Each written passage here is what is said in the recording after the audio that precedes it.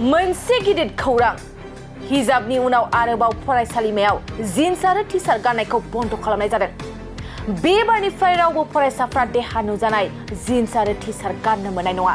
नंगौ, मुम्बाइ आसारियाव माराठी कलेजआ 19 जिन्स आरो 19 टि-शार्ट गाननायखौ बन्द खालामदों। फरायसालिमाया बुंदोंमोन दि साफ्रोमबो फरायसाफ्रा फरायसालिमानि आवथायाव मोजां जि-जोम गाननांगौ। थारैनो थांनाय बावैसो सिगां मुम्बाइ आसारियाव माराठी कलेजआ हिजाब गाननायखौ बन्द खालामनायखौ लानानै मुस्लिम धोरोमनि सुबुंफ्रा गोबां दावराव-दावसि एबा दान्थे-बिदान्थे खालामदोंमोन आरो बेनि गेजेरावनो फिन आरोबाव मुम्बाइ आसारियाव माराठी कलेजआ फरायसाफोरनि आब्रुथि गैयै जिन्स आरो टि-शार्ट गाननायखौ बन्द खालामनाय जायो। नाथाय मुम्बाइ आसारियाव माराठी कलेजनि फरायसाफ्रा बे बिथोनखौ मानिया होनना बे थिरांथानि बेरेखायै गोजौ बिजिरसालियाव थांना आर'जलाइ होदोंमोन। नाथाय गोजौ बिजिरसालिया फरायसाफोरनि बे आर'जलाइखौ नेवसिगारदोंमोन। लोगोसे मुम्बाइ आसारियाव माराठी कलेजआ फरायसाफोरखौ आब्रुथि गोनां मोजां ड्रेस गाननो बिथोन होयो। गोजोनथाव खौरां, नोंथांमोननि थाखाय लानानै फैदों MRM मेम'रियेल हस्पिटालाव गोबां बेमार फाहामथाय होनायनि खाबु।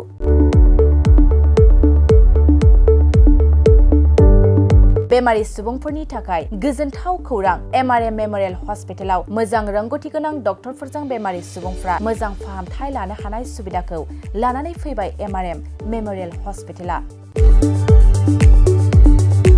क'क्राझार सहरनि पुलिस पइन्ट आरो अमश्री हटेलनि साखाथियाव थानाय बयजोंबो मिथिसारजानाय MRM मेम'रियेल हस्पिटाला गोबां फेसिलिटिस खाबुफोर फोसावदों। MRM मेम'रियेल हस्पिटालनि फेसिलिटिफ्रानो जाबाय critical care, medicine, emergency medicine, paediatrician, pathologist, general medicine, diabetologist, OBS and gynae, cardiology, general surgeon, neurosurgery, advance laparoscopic ENT surgery department, ophthalmologist, surgical, gastroenterologist, neuropsychiatry, onco' surgery department, dermatologist, orthopaedics, residential medical officer, inter facility unit, physiotherapy, radiologist, histopathological department, urologist, emergency department, CT scan, X-ray, pathology department, vaccinator department आरो MRM memorial हस्पिटालाव 24 घन्टा जेब्लाबो खुलाय थागोन। लांलाय लाबोलायनि एम्बुलेन्सनि सुबिदायाबो 24 घन्टा थागोन। गोबां मिथिनो थाखाय नैबे 9854 081 948 936 550 2048 जानबुं नाम्बाराव फन खालामनानै नोंथाङा मिथिनानै लानो हागोन।